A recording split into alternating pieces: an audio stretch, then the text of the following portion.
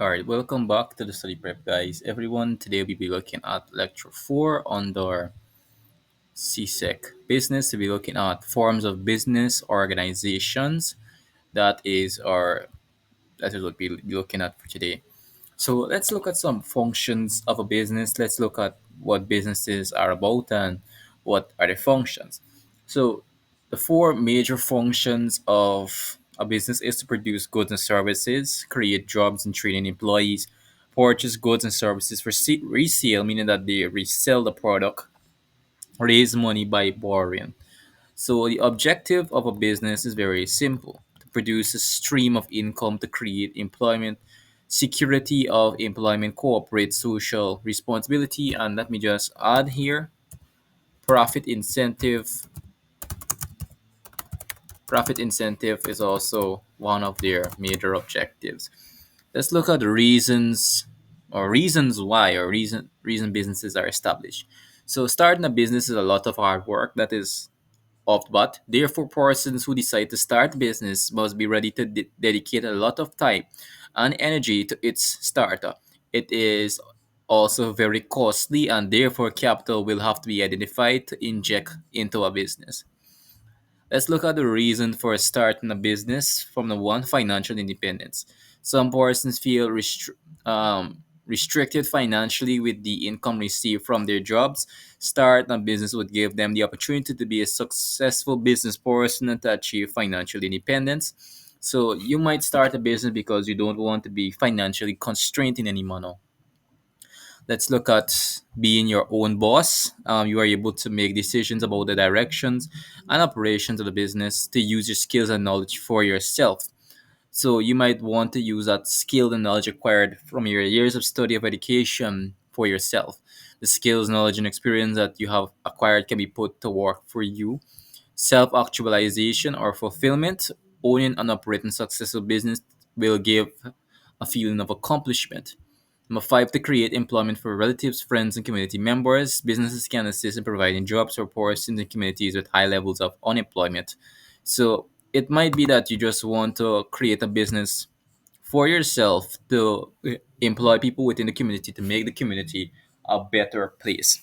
So let's look at forms of business organization. So there's a lot of business organizations such as sole trader partnership, private limited liability companies, public limited liability companies, multinational franchises, conglomerates, cooperatives, nationalized industries, local and municipal authorities, and we have government departments.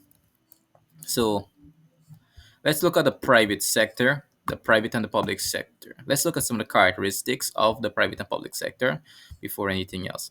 So, government control of factory productions on behalf of citizens, that is the public sector.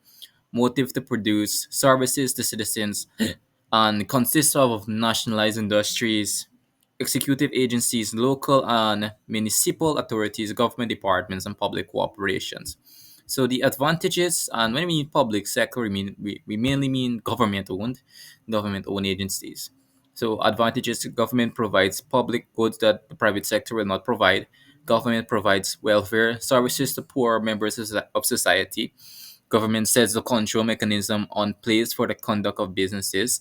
Let's look at some of the major disadvantage or disadvantageous aspects of this. Now, governments can increase taxes to finance expenditure, inefficient use of state resources, because the government doesn't have a grasp entirely of the wants and needs of society.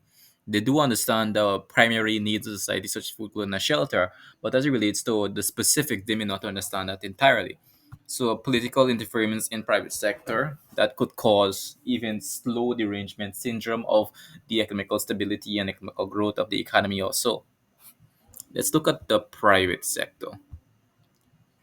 So private individuals or business, or it's private persons, it is not state owned. They own the factory productions in the private sector, and their motive is to maximize profits. That's their overall main objective. And these consist of sole traders partnerships, public and private companies, multinationals, um, conglomerates, and franchises also. Let's look at some advantages of this. So it brings more competition and product variety to the market. It is increased use of technology in this to increase the production process, and technology is more cost effective than utilizing labor, and it provides investment and employment.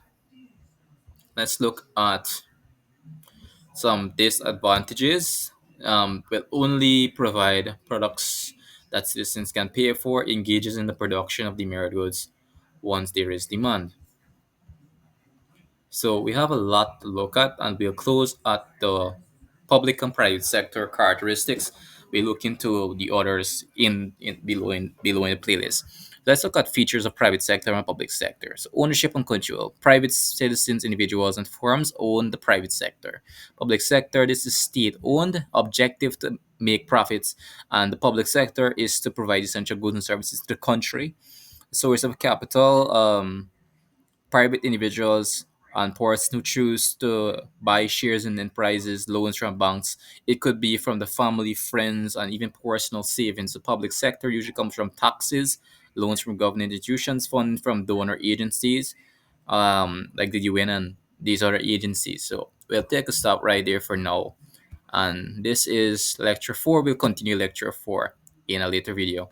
We will be looking at terms and concepts that are important, other terms and concepts. So we'll close right here.